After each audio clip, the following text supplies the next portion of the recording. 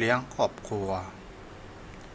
ทุกคนไม่อดจากชีวิตก็มีความสุขขอยกมือ10 นิ้วกราบนอบน้อม วันตาน้อมระลึกถึงอย่างคุณของพระอรหันตสัมมาสัมพุทธเจ้าผู้แสวงหาซึ่งประโยชน์อันยิ่งใหญ่ขอนอบน้อมอย่างพระธรรมคำสอนในศาสนานี้ที่องค์สมเด็จพระสัมมาสัมพุทธเจ้าได้ตรัสแสดงไว้ดีแล้วขอนอบน้อมระลึกถึงอย่างพระสงฆ์สาวกหมู่ใหญ่ผู้มีทิฏฐิอันหมดจดระงดงามโดยเสียงกล่าวของข้าพเจ้าและขอถวายความเคารพนอบน้อมไหว้สามายังครูบาอาจารย์พระเถรานุเถระพระภิกษุสงฆ์สามเณรพระสังฆาธิการทรงสมณศักดิ์บัณฑิตนักปราชญ์ท่านผู้มีความรู้ทุกรูปทุกตนทุกองค์มาณโอกาสนี้โดยความเคารพและขอเจริญสุขสวัสดีมายังพ่อออกไม่ออกศรัทธาอันมีโยมพ่อโยมแม่พ่อหมอนแม่หมอนพ่ออุ้ยแม่อุ้ยปีพานะอาท่านผู้ฟังผู้มีบุญทุกท่านที่ติดตามรับฟังธรรมะยามแรงทางสถานีวิทยุเพื่อการศึกษาพระพุทธศาสนาและวัฒนธรรม 104.5 เมกะเฮิรตซ์โดยการลิงก์ส่งสัญญาณไปณอาคารสถานที่ตั้ง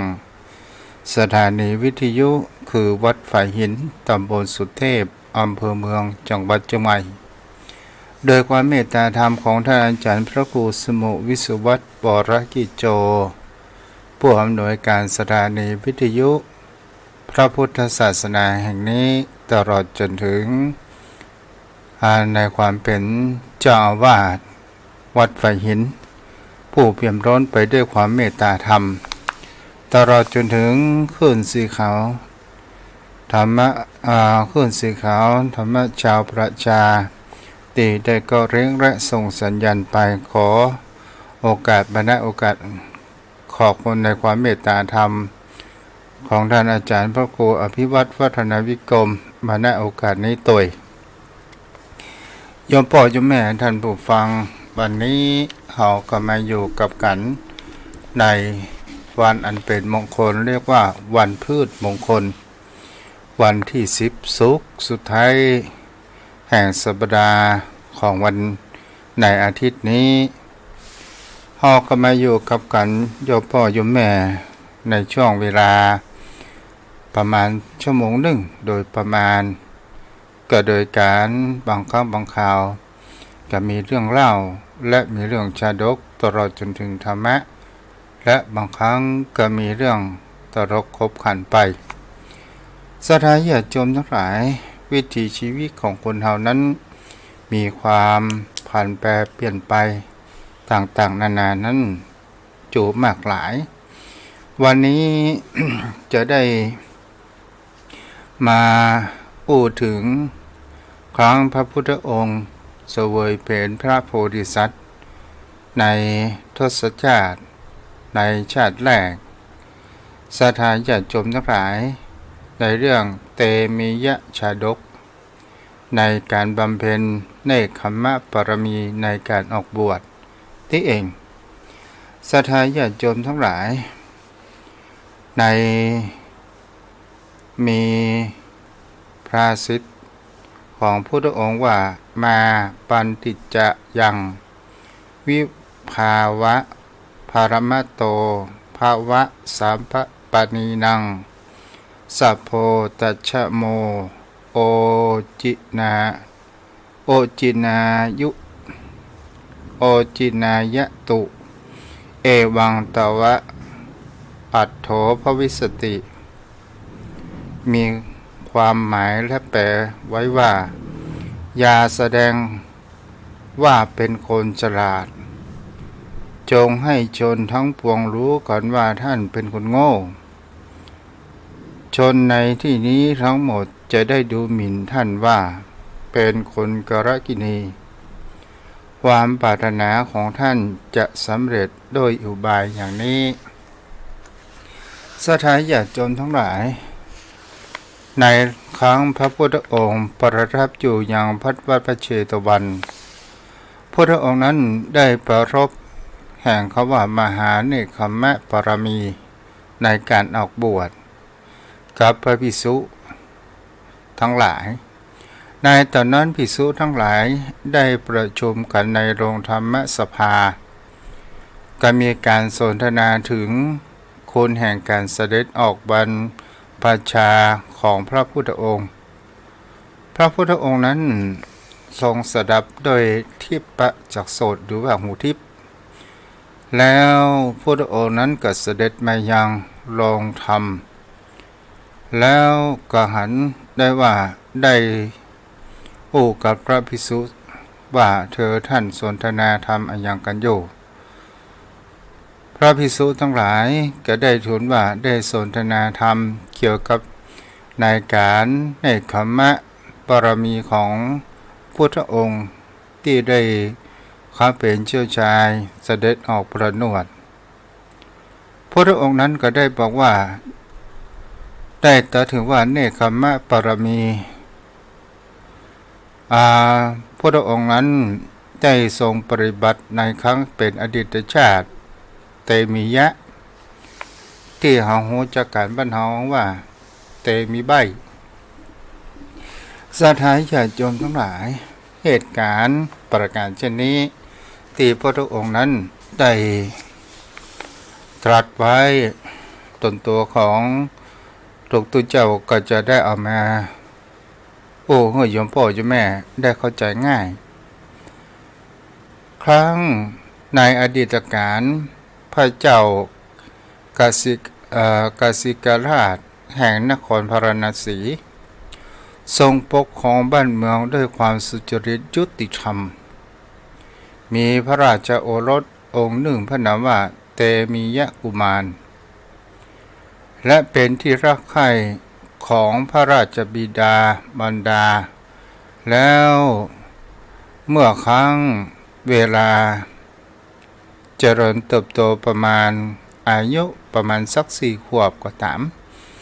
ก็ได้เสด็จออกว่าราชการไปพร้อมกับพระเจ้ากสิกราชหรือว่าเจ้าเมืองพาราณสีในสมัยนั้นวันหนึ่งนั้นราชบุตรหมู่ทหารได้นำโจรทั้ง4มายังหน้าพระที่นั่งของพระเจ้าแผ่นดินเมื่อพระเจ้าแผ่นดินหันประการเช่นนั้นก็ได้ทรงมีการสืบสาวหาเราเรื่องและมีการพิพากษาลงโทษนั้นเกิดขึ้นก็คือหมู่นักโทษทั้ง4 คนนี้ต้องราชอาญาแล้วบางก็ได้ลงทำโทษคนหนึ่งนั้นก็ได้เอาหวายอันเป็นน้ำมาเคี่ยนโจรจำนวน1,000 ครั้งคนหนึ่งนั้นก็ใส่จองจำใส่โซ่ตรวนแหมคนหนึ่งนั้นก็แทงด้วยหอกแล้วแหมคนหนึ่งก็ใจหอกนั้นเสียบใจเหลาเสียบแต่มียะกุมารเขาเป็นพระโพธิสัตว์ก็หันได้ฟังคำพิพากษาของพระราชบิดาเกิดมีความสะดุ้งพระทัยในใจ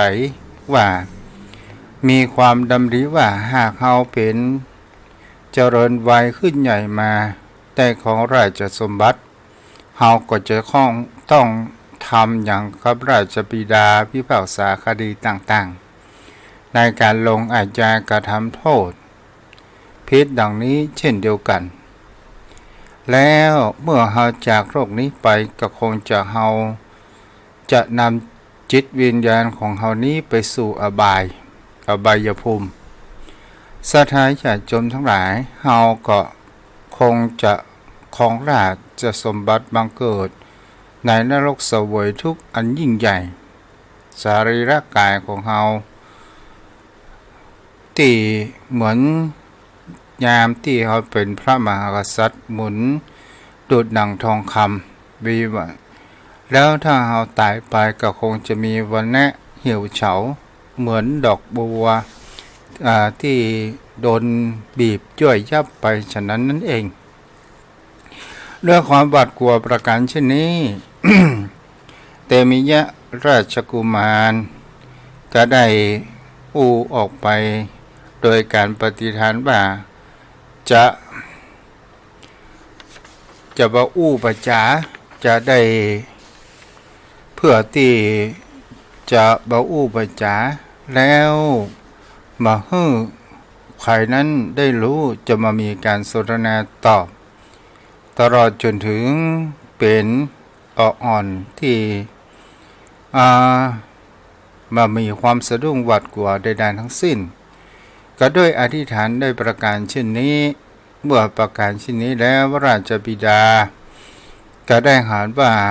เตมียะกุมารบ่ทรงบ่ทรงจาอาหยังแล้วก็เลยเอาละอ่อนประมาณนั้นก็คงประมาณสัก7 ขวบแล้วเอาไปอยู่ที่ป่นเขาว่าเอาไปทดลองไปอยู่ที่ซุ้มไฟไหม้แล้วละอ่อนนั้นอยู่รวมกันแล้วก็ได้จุดไฟเกิดขึ้นละอ่อนมีอยู่ด้วยกัน7 คนถึงเตยิมราชละอ่อน6 คนนั้นหล่นหนีแต่เตมิยะนั้นได้อธิษฐานว่าไฟที่อันไหม้นี้เนี่ยดีกว่าประเสริฐกว่าที่ไฟจะไหม้ตัวเราในนรกเกิดขึ้นด้วยประการเช่นนี้ศรัทธาญาติโยมทั้งหลายไฟก็รุกรามมาถึงตนตัวแห่งเตมิยราชราชกุมารก็หันประการเช่นนั้นก็ได้ไปเอาเตมิยราชนั้นให้พ้นอันตรายราชบิดายังบ่มีความย่อท้อก็ยังเอาพอถึงเวลามีอายุประมาณสัก8 พรรษาก็ได้เอางูพิษราชกุมารคนนี้ก็พระราชกุมารก็มามีความสะดุ้งหวาดกลัวใดๆทั้งสิ้นจนอายุได้16 ปีศรัทธาญาติโยมทั้งหลายพระราชบิดานั้นก็ได้เอาสิ่งยิ่งงามในเมืองเพื่อให้ราชกุมารได้เกิดแห่งความรุ่มหลงในรูปเสียงกลิ่นรสในการสัมผัสให้เกิดในพอว่าราชกุมารนี้จะจะจ๋าจะมีการตอบสนองใดๆก็เมื่อประการเช่นนี้แล้วราชกุมารก็มประกระทำอย่างใดๆทั้งสิ้นก็เลยราชบิดาก็ห้องยังปุโรหิตนั้นมาทำนายว่ามันจะมีเหตุการณ์อย่างก็พระราชโอรสหรือราชกุมารเนี่ยมามีการตอบสนองใดๆทั้งสิ้นโหราจารย์ก็ได้ถามว่า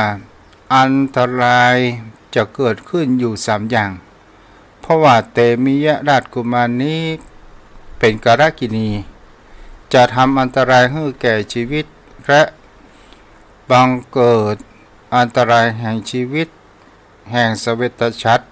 ตลอดจนถึงอัครมเหสีและพระองค์เมื่อประการเช่นนี้ราชบิดาก็เลยบอกว่าอย่างนี้อย่าเนิ่นจ้า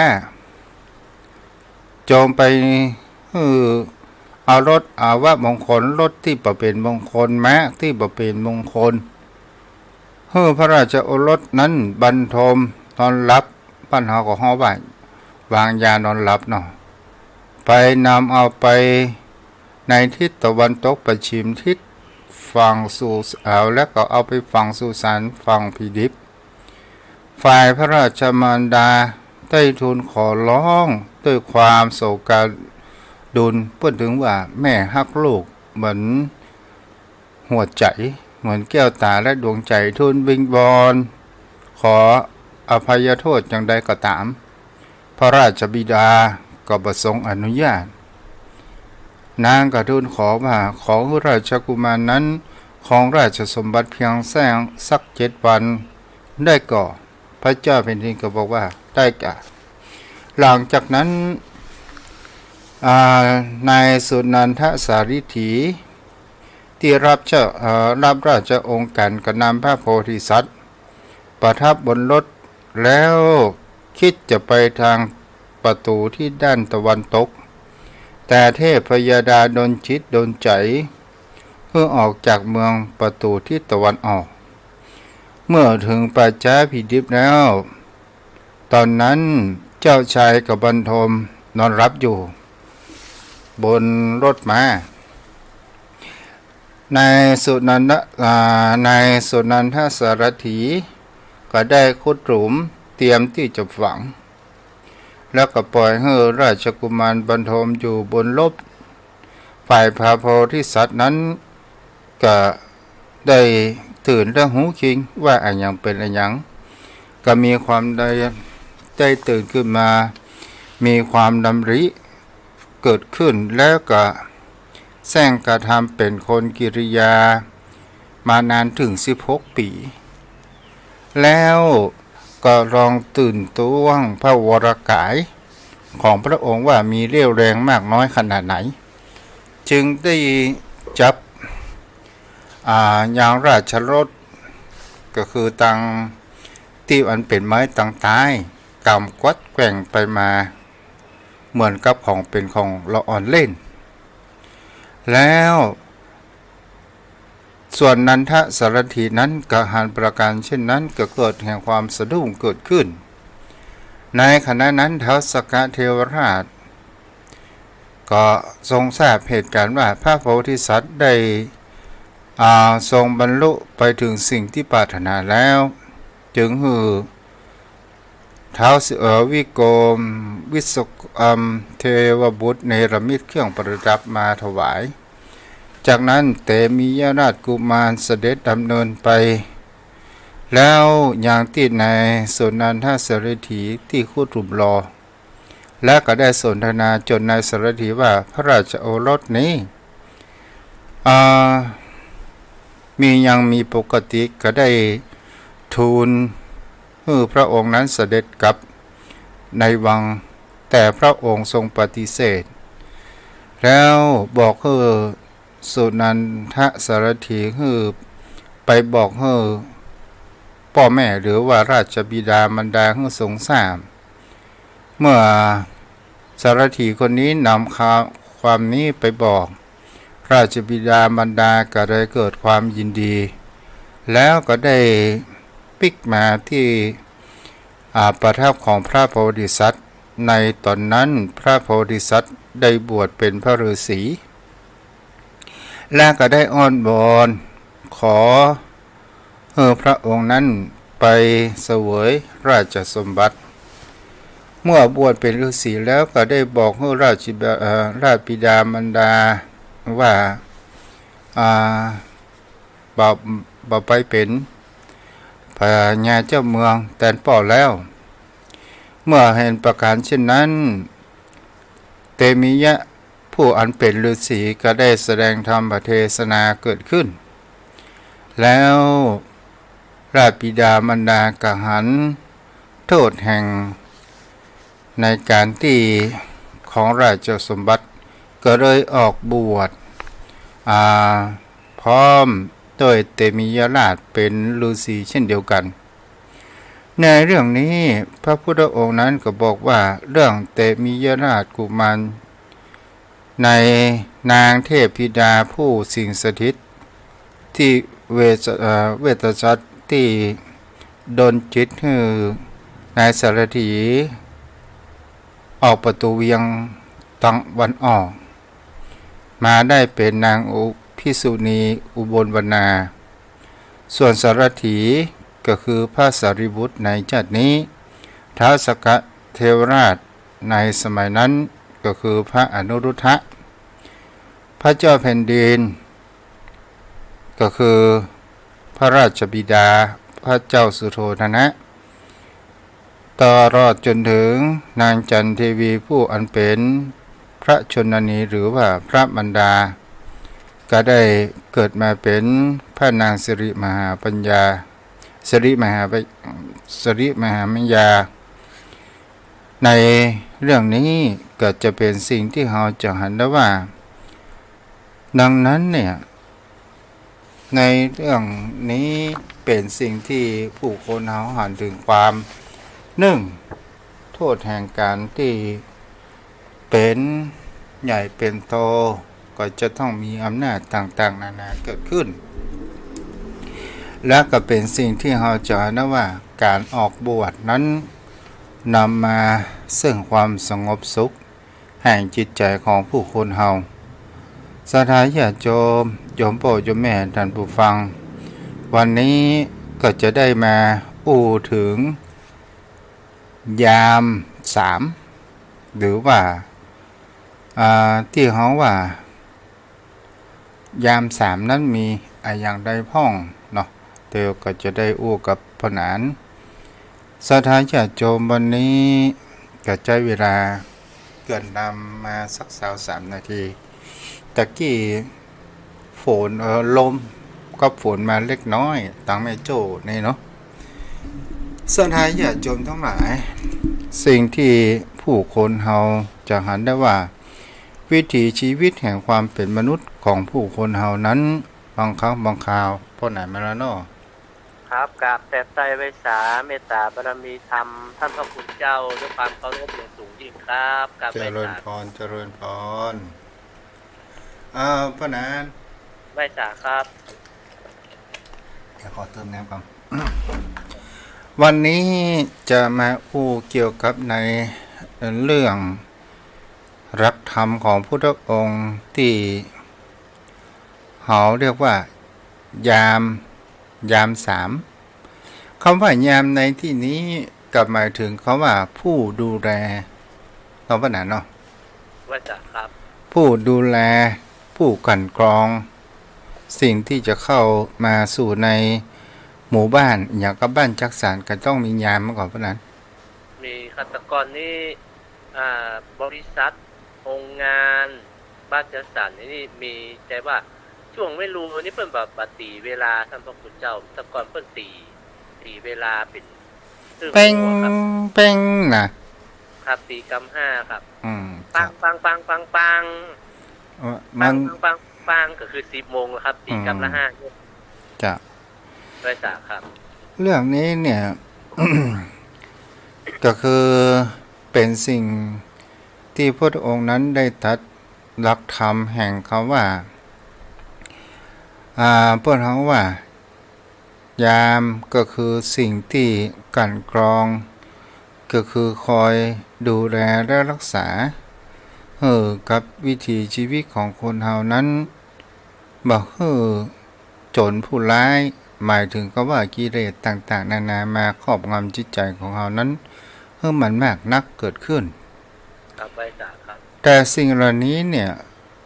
พระพุทธองค์นั้นก็ได้ตรัสแสดงธรรมในเรื่องแห่งเขาว่าไตรสามก็คือรักแห่งการที่เราควรน้อมเข้ามาอยู่ในจิตใจของเราและการศึกษาเกิดขึ้นส่วนคำว่ายามในที่นี้ก็หมายถึงคำว่าถ้าคนเรามามีสติมามีปัญญามามีศีลมามีธรรมอะไรอย่างก็ตามถ้าเราใจวิถีชีวิตของคนเราเกิดมาด้วยความประมาทด้วยความหลงความรู้ต่างๆนานาจะทำให้ชีวิตของเรานั้นเกิดมาสูญเปล่าประโยชน์และก็ไม่ได้ศึกษาธรรมะอย่างแท้จริงคำว่าไตรสามเป็นสิ่งที่เราจะหันได้ว่าป้อนนั้นคิดว่าอันอย่างพ่องไตรสามไตรสิกขาเด้อครับท่านพระคุณเจ้าไตรสิกขาก็แม่นมันก็มีศีลสมาธิปัญญาอันนี้เป็นของคนบ้านถ้าศีลสมาธิภาวนานี่น่าดูเหมือนจะเป็นของพระสงฆ์นะครับท่านพระคุณเจ้าไตรสามในที่นี้ก็คือ1รัตนตรัย2ก็คือไตรสิกขา3 ก็คือไตรลักษณ์เนาะครับไพศาลครับ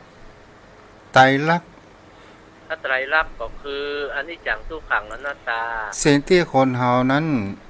ควรจะน้อมเข้ามาใส่ตนตัวของเฮานั้นก็คือคำว่าไตรลักษณ์ก่อนเนาะไพศาลไตรลักษณ์บทนี้เนี่ยเป็นสิ่งที่ผู้คนเฮาผู้ทุกองค์นั้นก็ถึงได้ตรัสบอกไว้ว่าไตรลักษณ์ทุกสิ่งทุกอย่างบนโลกใบนี้มันเป็นอยู่ในกฎของพระไตรลักษณ์ทั้งหมดแม้กระทั่งภายนอกของคนเฮาก็ตามไพศาลเฮาครับจะเห็นได้ว่าวิวัฒนาการแห่งความเปลี่ยนแปลงของธรรมชาติของในสังคมของบนโลกใบนี้ และเฮาจะเห็นได้ว่าโลกใบนี้มีแต่ความเปลี่ยนแปลงและแปรปรวนอยู่ตลอดเวลาอันนี้ก็เป็นพระไตรลักษณ์ครับเช่นนั้นเป็นธรรมชาติกฎแห่งธรรมชาตินะไพศาลท่านเจ้าเจ้าแม้กระทั่งวิถีชีวิตของคนเฮาก็ตามเฮาก็ตกอยู่ในกฎของพระไตรลักษณ์เฮาก็มีการเปลี่ยนแปลงไปทุกขณะเวลามามีอันอย่างเที่ยงแท้ได้แน่นอนไม่ตั้งอยู่ได้นานครับเฮาก็ลองสังเกตผิวพรรณวรรณะของเฮาหันตัวของเฮาวันนี้ในอดีตก็คือเฮานั้นก็คือเป็นละอ่อนนั้นผ่านมาก่อนไพศาลครับเตี้ยฮ้องว่าผ่านร้อนผ่านหนาวผ่านต่างๆนานามีการเกิดขึ้นเบื้องต้นมีการแปรปรวนณท่ามกลางและมีการแตกสลายไปในที่สุดนั้นเป็นกฎของธรรมชาติไพศาลท่านเจ้าครับจ้ะแล้วก็เป็นสิ่งที่เฮาจะเห็นได้ว่าทุกสิ่งทุกอย่างบนโลกใบนี้ถูกการบีบคั้นในเรื่องจะเป็นภายนอกถูกบีบคั้นไปด้วยแห่งคำว่าสภาวะแห่งคำว่าอากาศต่างๆนานาฤดูกาลครับนี่เป็นเรื่องของอุตุนะท่านเจ้าเจ้าที่ทำให้มีการเปลี่ยนแปลงและก็เป็นสิ่งที่เฮาจะเห็นได้ว่าแม้กระทั่งต้นไม้มันก็มีความถูกบีบคั้นมีการเปลี่ยนแปลงแล้วบางสิ่งบางอย่างถ้าเฮาลองมาไต่ตองดูว่าจิตใจมนุษย์ของคนเฮานี้มาบางครั้งบางคราวก็ถูกการบีบคั้นแล้วก็ไม่ยอมรับความจริงสิ่งที่มันเกิดขึ้นที่เฮาว่าความทุกข์ก็คือการที่มันเฮาโดนบีบคั้นปัญหาต่างๆนานาแล้วสิ่งที่คนเฮานั้นแห่งประการหนึ่งก็คือสรุปบทสรุปแห่งว่าธรรมชาตินี้ตลอดจึงธรรมชาติภายนอกและธรรมชาติภายในมันมามีแห่งเขาว่ากฎไต่ตัวคือว่ามีสามารถที่จะบังคับบัญชามาให้มันเป็นไปนั้นได้แม้กระทั่งจิตใจของคนเฮาบางสิ่งบางอย่างคนเฮาอยากจะให้มันเหมือนดังใจแต่เฮาก็บ่สามารถที่จะบังคับบัญชามาให้มันเปลี่ยนแปลงนั้นได้เนาะปานนั้นเนาะครับไพศาลครับมันพอบ่ใช่ตัวใช่ตนไปอยู่ในอำนาจบังคับบัญชาของเฮาได้ครับเป็นอนัตตานะท่านพระคุณเจ้าเจ้าสิ่งที่เกิดขึ้นมานั่นเป็นการปรุงแต่งเท่านั้นเองครับท่านพระคุณเจ้าต่อมาในเรื่องนี้เป็นสิ่งที่เฮาฮู้กันแล้วว่าโลกก็เป็นเช่นนี้เองแล้วก็เป็นสิ่งที่คนเฮาควรจะเอามาศึกษาอันนี้เฮาอู้ถึงรัตนตรัยทีหลังก็ได้เพราะว่ารัตนตรัยแท้จริงมาก่อนคือพระพุทธพระธรรมพระสงฆ์โยมพ่อโยมแม่นั้นก็ฮู้แล้วเนาะมาถึงไตรสิกขาก็คือการศึกษาคนเฮานี่มันมีการศึกษาอยู่2ระบบก็คือศึกษาตามกฎเกณฑ์ของธรรมชาติก็คือการศึกษาแบบธรรมชาติมันมีใบวุฒิปัญญาอย่างต่างๆนานาอาศัยแห่งประสบการณ์และเรียนรู้อยู่ตลอดต่อมาก็คือการศึกษาที่มีใบประกาศนียบัตรใบรับรองในการศึกษาอันนี้มีวันจบเนาะไพศาลครับแต่การศึกษาแห่งชีวิตที่มันมีคำว่าวันจบเพราะนั้น เอาได้สนทนาพ ปล่อยป้อหลานอู้ห้องเนาะ คือชีวิตของคนเฮานี้ที่ว่าบ่จบสิ้นนี้ เพราะว่ามันมีการเปลี่ยนแปลงไปตามสภาพการเป็นเหตุเป็นปัจจัยซึ่งกันและกัน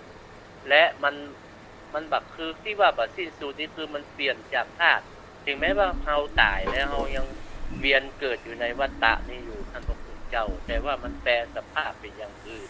บางทีก็อาจจะมาเกิดเป็นรูปร่างเดิมคือเป็นมนุษย์องค์เดิมหรือเปลี่ยนแปลงเป็นไปตามกรรมที่ได้ทำไว้นี่มันบ่สิ้นสุดจะสิ้นสุดได้ก็ต่อเมื่อได้ทำกองทุกข์สิ้นไปหรือว่านิโรธหรือว่านิพพานแล้วนี่สิ้นสุดแต่ว่าถ้าการศึกษาทางโลกนี้มันเป็นการศึกษาเฉพาะอย่างเฉพาะเรื่องนั้นๆคือรู้อันเป็น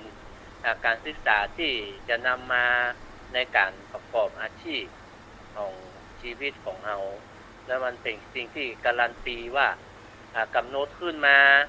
เพื่อให้เรารู้ว่าได้จบในสูตรนั้นๆก็มีการรับรองไว้ครับท่านพระพุทธเจ้าแต่การศึกษาแห่งชีวิตนี่มันมีคำว่าวันจบแต่การศึกษาชีวิตสิ่งที่มันมีคุณค่าบางท่านบางคนโยมพ่อโยมแม่บอกว่าแม่อ่านบ่ออกเขียนบ่ได้แต่จิตใจเจตนาของแม่นั้นมีจิตใจอันเป็นบุญเป็นกุศลก็ถือว่ามีคุณค่ามากกว่าอ่านออกเขียนได้ประเสริฐกว่าเนาะพ่อน่ะเนาะเพราะว่าความรู้ทางโลกนี้มันเจือไปด้วยกิเลสตัณหาอยู่ครับพระคุณเจ้ายังรู้มีการยึดติดอยู่แต่ว่าความรู้ที่ในชีวิตของคนเฮาหรือว่าความรู้ที่มีคุณธรรมนั้นเป็นความรู้ที่เฮานำมาประพฤติปฏิบัติแล้วเกิดเป็นประโยชน์ทั้งคนอื่นและตัวของเฮาเองดังนั้นความรู้ทางธรรมนี้หรือว่าคดีทางธรรมอันเป็นสิ่งที่รู้ในชีวิตของเฮาบัตกบลงอยู่ในชีวิตของเฮาครับท่านพระคุณเจ้าที่คนเฮาควรจะศึกษาก็คือศึกษาทางธรรมคำสอนขององค์สมเด็จพระสัมมาสัมพุทธเจ้าคือหมายถึงคำว่าถ้าเฮาได้ศึกษาศีลสมาธิต่างๆนี้ปัญญามันจะเกิดขึ้นเพราะว่าคนเฮานั้นในปัจจุบันเฮาจะเห็นได้ว่าคนเฮาขาดสติกันอยู่มากมายบางครั้งบางคราวเฮาพอข่าวต่างๆนานาบางครั้งบางคราวก็นั่งกินกันแต่หันข่าวแต่เจ้าที่นั่งเป็นเพื่อนเดียวกันใหญ่มาด้วยกันแล้วทีนี้ก็นั่งกินด้วยกันบังเอิญเพื่อนนั้นห้ามคนชอบเพื่อนฮ้องว่าล้อหรือว่าเล่าขวัญอันที่หลังเรียกว่าโมรี่เนาะครับไปทราบครับแล้วก็ทีนี้เราอ่อนคนนั้นโคตรแล้วก็มีปืนอยู่ในย่ามน้อยๆของเขาก็จกออกมายิงบุคคลนั้นแล้วตำรวจก็ได้สืบสวนแล้วก็ถามเขาว่าเพราะเป็นอย่างใดถึงยิงในเปื้อนของตัวเองก็บอกว่าความแค้นนี้เป็น10 ปีแล้วก็ลืมไปละบังเอิญมันเป็นปมที่ว่าเขาจ้างล้อเลียนมูรี่ในอดีตว่าเป็นคนขี้เลี้ยวขี้เหร่ล้อเลียนพ่อแม่อย่างนี้เป็นต้นก็เลยเกิดความโกรธแล้วก็จกปืนยิงตายตอนสุดท้ายมีสติแล้วก็มีความกินแหน่งใจที่หลังตลอดจนถึงการฆ่ากันต่างๆนานาเกิดขึ้นก็เพราะอย่างเล่าก็เพราะขาดสตินี่แหละเป็นสิ่งที่เราจำได้ว่าในช่วงในยุคปัจจุบันเนี่ยคนบ่มีศีลธรรมอยู่ในจิตใจเมื่อส่วนศีลธรรมบ่มีอยู่ในจิตใจมากๆขึ้นมันก็จะเกิดแห่งการกิริยุเกิดขึ้นและก็เกิดแห่งความวุ่นวายเดือดร้อนไอ้คนที่มีศีลมีธรรมก็จะหนีเข้าป่าไม่ก่อนปะนั้นใช่ครับเพราะว่าคนที่มีศีลมีธรรม เป็นคนที่มีสติสัมปชัญญะยับยั้งระงับในสิ่งที่บ่ควรกระทำอันจะเป็นโทษเกิดขึ้นมาในภายหลังเกิดให้ความวุ่นวายดังนั้นถ้าคนที่หัวร้อนนะครับมันมีสติมันก็สามารถทำในสิ่งต่างๆได้แล้วก็คิดได้ในภายหลังอันนี้สติกลับมาภายหลังก็มาเกิดประโยชน์อันใดแต่ว่าเมื่อในสังคมนั้นๆเกิดความวุ่นวายมันมีคุณธรรมคนที่มีคุณธรรมก็จะหลีกเว้นหลีกไก่ครับท่านพระคุณเจ้าก็หาที่อยู่ที่ทางสงบอย่างท่านเจ้าว่าก็ดูอาจจะหนีไปอยู่ ที่ไก่จากชุมชนอาจจะไปอยู่ดังป่าดังอย่างนี้ก็ถือว่าได้หลีกเว้นหนีจากอันธพาลคนที่บ่มีศีลมีธรรมท่านพระคุณเจ้าเพราะนั้นจำคำทำนายที่คนเฒ่าคนแก่อู้ว่าต่อไปภาคหน้าคนจะได้สิแม่นบักเขือกินเมื่อก่อนว่านั้นครับเป็นเช่นนั้นครับท่านพระคุณความหมายนี้เนี่ยมันเป็นความหมายที่เขาว่าคนจะมีอายุสั้นคนจะบ่มีเมื่อคนบ่มีศีลบ่มีธรรมก็จะตายหนุ่มตายน้อยพะนั้นเนาะไว้สาครับเพราะขาดคุณธรรมขาดการยับยั้งครับมันจะเข้าสู่กะลียุคท่านพระคุณเจ้าที่เพิ่นได้ปริศนาธรรมไว้นะครับเพราะตราบใดที่ว่าศีลธรรม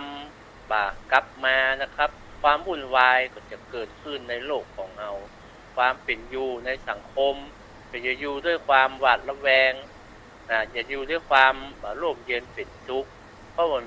มีคุณธรรมที่เป็นเครื่องค้ำจุนโลกไว้ครับท่านพระคุณเจ้าอันนี้ยังบ่ถึง 3,000 ปีนั่นแหละนะมันคือมันอยู่ที่ว่า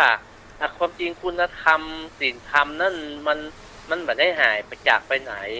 แต่ว่าคนมันนำมาประพฤติปฏิบัติเมื่อมันประพฤติปฏิบัติแล้วกาลเวลาดังกล่าวนะครับท่านพระคุณเจ้ามันก็ทำให้เหมือนใกล้เข้ามาท่านพระคุณเจ้าใกล้ถึงกะลียุคใกล้ถึงยุคที่จะเกิดความวิบัติครับท่านพระคุณเจ้าจะไปโทษว่าพระสงฆ์องค์ข้าเจ้ารูปนั้นรูปนี้ประพฤติปฏิบัติบ่ดีแล้วบ่เคารพนับถือพระธรรมคำสอนของพระพุทธองค์บ่ใช่เนาะปานนั้นเนาะนั่นเป็นเรื่องปัจเจกบุคคลท่านพระคุณเจ้าซึ่งการประพฤติปฏิบัติเนี่ยมันอยู่ที่ตัวของบุคคลแต่ละบุคคลต่างหากที่จะพึงนำมาประพฤติปฏิบัติทุกสังคมมันก็มีเช่นกันนะครับที่ว่ามีคนที่ประพฤตินอกรีดนอกรอยแต่ว่านับจำนวนแล้วมันมีน้อยครับแต่ที่เป็นข้ออ้างว่าศีลธรรมบ่ดีศีลธรรมใจบ่ได้อันนี้บ่ใจเป็นข้ออ้างที่ถูกต้องเพราะศีลธรรมนั้นมันเป็นเรื่องของกฎแห่งธรรมชาติมันมีคุณค่าในตัวมันแล้วแต่ว่าคนต่างหากที่บ่นำมาประพฤติปฏิบัติแล้วไปอ้างว่าสิ่งนั้นบ่ดีสิ่งนั้นบ่น่าศรัทธาบ่น่านับถือแล้วทำให้ตัวเฮาเนี่ยประพฤติปฏิบัติอันนี้บ่ใช่ความถูกต้องครับท่านพระพุทธเจ้าถูกแล้วนะพระดานเนาะเฮาก็ลองพอจิตใจของเฮาเองก็บางครั้งบางคราวก็คิดดีบางครั้งบางคราวก็คิดบ่ดีขนาดจิตใจเฮายังไว้ใจเฮาบ่ได้ครับไว้เจ้าแต่ว่าของอีกมันก็ต้องมันฝึกมันคัดเกลานะท่านพระคุณเจ้าเพราะว่าจิตใจของเฮาเนี่ยมันไปตามอารมณ์ต่างๆแล้วเฮาแบบบ่มีศีลมีธรรมบ่มีข้อประพฤติวัดปฏิบัติที่ระงับยับยั้งมันได้มันก็ย่อมไหลไปตามที่ต่ำได้แต่ว่าถ้าเฮามันคัดเกลามันจิตใจของเฮานั้นมันก็จะได้ประเสริฐมันก็อยู่ในศีลในธรรมอันเป็นเครื่องที่นำมาให้เฮามีจิตใจที่ก่อนจะคิดจะพูดจะทำก็มีสติตั้งมั่นนะครับว่าไม่สาท่านพระคุณเจ้าครับฉะนั้นเฮาก็จะต้องมีคำว่าไตรสิกขาก็คือต้องมีการศึกษาเนาะต้องนี่เป็นเรื่องของการศึกษาศีลสมาธิปัญญาหรือว่าศีลสมาธิภาวนาอันถ้าเอาประพฤติปฏิบัติแล้วนะครับมันคัดเกลากิเลสเครื่องเศร้าหมอง อย่างที่อยู่ในตัวเฮาให้เบาบางลงไปเพื่อที่ว่าบ่ให้เฮาคล้องอยู่ในโลกหรือว่ามกอยู่ในโลกซึ่งเฮาสามารถพัฒนาตัวเองด้วยภาวนามยปัญญาของเฮาพัฒนาจิตใจของเฮาเพื่อมีจิตใจสูงส่งด้วยคุณธรรมเป็นมนุษย์ที่สมบูรณ์ครับท่านพระคุณเจ้าครับเจ้าก็เป็นประการเช่นนี้ปัจจุบันเฮาก็หันได้ว่าคนเฮาเนี่ยเมื่อขาดสติขาดคุณธรรมบ่ฮู้จักว่าผู้มีพระคุณบ่ฮู้จักว่ามิตรสหายบ่ฮู้จักว่าพ่อแม่อย่างกับคนที่เสพยาบ้าเนี่ยบ้าคลั่งบางครั้งบ่ฮู้ว่าเป็นพ่อเป็นแม่ก็หานข้าวบางครั้งบางคราวก็ฆ่าพ่อฆ่าแม่ของตัวเองกระทำอนันตริยกรรมนักโดยที่เหมือนก็เขาว่าขาดสติโดยการที่มันมีความยับยั้งชั่งคิดถ้าเฮาอุปมาไปแล้วก็เหมือนกับเบรกแตกเนาะพ่อเนาะใช่ครับสติสัพพัญญะนี่เป็นธรรมที่มีอุปการะมากโดยเหตุที่ว่ามันอยู่กับตัวเฮาแล้วมันคุ้มครองเฮาดูแลตัวเฮาบ่ฮื้อตกไปในทางที่ชั่วบ่ฮื้อทำบ่ฮื้อพูดบ่ฮื้อคิดในสิ่งที่แบบประกอบด้วยความดีก็คือว่าบ่ฮื้อเฮาตกไปในทางที่ชั่วนั่นเองครับดังนั้นหิริและโอตตัปปะจึงเป็นธรรมที่มีอุปการะมากกับเฮาครับท่านพระคุณเจ้าเพราะนั้นเฮาอุปมาไปแห่งประการหนึ่งเรือชีวิตเนี่ยถ้าว่าเรือชีวิตของคนเฮาเมื่อเฮาลงเรือไปแล้วถ้ามันบ่มีจุดมุ่งหมายลอยกลางทะเลเนี่ยมันก็จะไหลไปตามกระแสของลมเนาะพ่อนั่นเนาะครับเป็นเช่นนั้นครับอัตนาวาของเฮานี่ท่านพระคุณเจ้ามันก็เปรียบเหมือนมันเปรียบเหมือนเรือที่ลงทะเลคือการดำเนินชีวิตของคนเฮานะถ้าเฮามีเข็มทิศถ้ามันมีคุณธรรมบ่มีจุดที่เฮาไปสู่ความมุ่งหมายได้มันก็เหมือนกับที่ท่านเจ้าว่านะมันเป็นกว้างเพลงในกลางทะเลหรือว่าเป็นปิวนุ่นที่ปิวในอากาศไปเลยตามลมของมันบ่มีจุดหมายปลายทางชีวิตของคนเฮาก็เช่นนั้นถ้าเฮาบ่มีหลักศีลหลักธรรมในการดำเนินชีวิตเฮาก็เพียงแต่สักว่าเกิดมาในโลกแล้วมาหมกมาคล้องอยู่ในโลกนี้ซึ่งเฮาบ่ฮู้ที่ไปของเฮาไปหน้าเหมือนกับเฮาเกิดมาแล้วเฮาพบแสงสว่างแต่ว่าทางที่เฮาจะไปมันมืดมิดมันแบบไปสู่แสงสว่างครับว่าสาท่านพระคุณเจ้าครับแต่ถ้าว่าอัตตาตนโตของเฮาวิถีชีวิตของเฮาถ้าเฮาเป็นคนมีศีลสมาธิปัญญาก็เหมือนกับเฮาได้มีหางเสือเครื่องยนต์ที่จะนำพาเรือของเฮานั้นไปถึงจุดมุ่งหมายได้ถึงจะโดนแห่งคำว่าคลื่นมรสุมอย่างใดก็ตามแต่ขอมีเครื่องหางเสือและจุดมุ่งหมายที่เฮาตั้งเป้าหมายไว้อย่างเช่นถ้าเฮาเป็นละอ่อนเฮามีจุดมุ่งหมายในการที่ว่าอยากจะศึกษาเป็นนายแพทย์จะเป็นครูจะเป็นตำรวจอะไรอย่างก็ตามแล้วเฮาก็มีการศึกษาและขยันมันก็จะฟันฝ่าอุปสรรคปัญหานั้นไปถึงจุดมุ่งหมายนั้นได้ตลอดจนถึงการพ้นจากแห่งเขาว่าวัฏสงสารไปถึงฝั่งแห่งอริยบุคคลเฮาก็จะต้องฟันฝ่าอันเป็นมรสุมแห่งชีวิตนั้นก็คือตัณหาอุปาทาน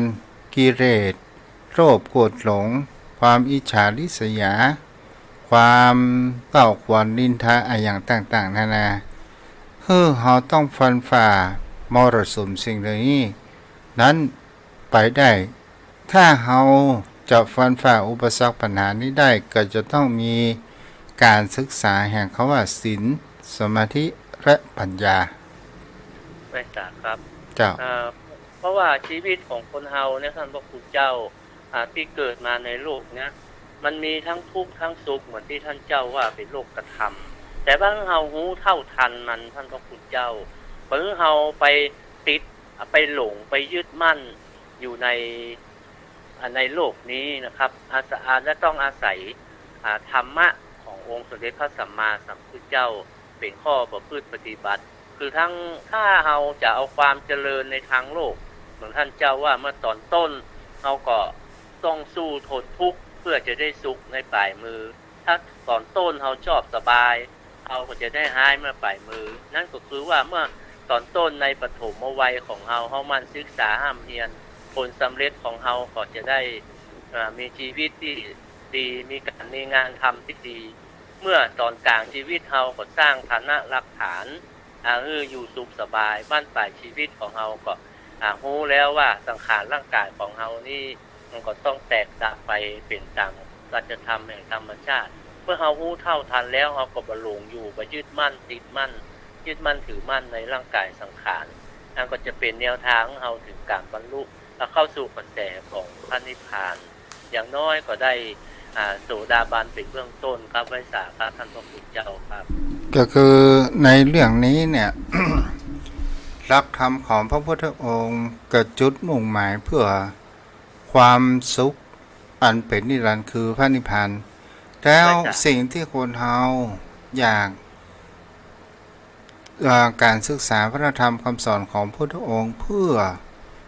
แห่งความรู้แห่งความเป็นไปของชีวิตบนโลกใบนี้ทั้งภายนอกและภายในซึ่งเป็นธรรมอันเป็นที่คล้ายคลึงกันและเหมือนกันเราก็จะหันได้ว่าถ้าสิ่งใดถ้าเรารู้ว่าอายุการของเราใกล้จะถึงฝั่งแล้วถ้าเราเมายึดเมาถือมั่นถือมั่นเรายังมีความหวังว่าเราจะมีอายุยืนยาวและเรามีความหวังว่าจะมามีโรคภัยไข้เจ็บมาเบียดเบียนถ้าเราคิดอย่างนี้เกิดถือว่าเรายึดมั่นถือมั่นแต่ถ้าว่าเราคิดไปแห่งประการเรื่องว่าตอนนี้เป็นวัยโรยลาเป็นวัยที่คนเราจะปล่อยในวางสิ่งต่างๆนานาบางคนบางท่าน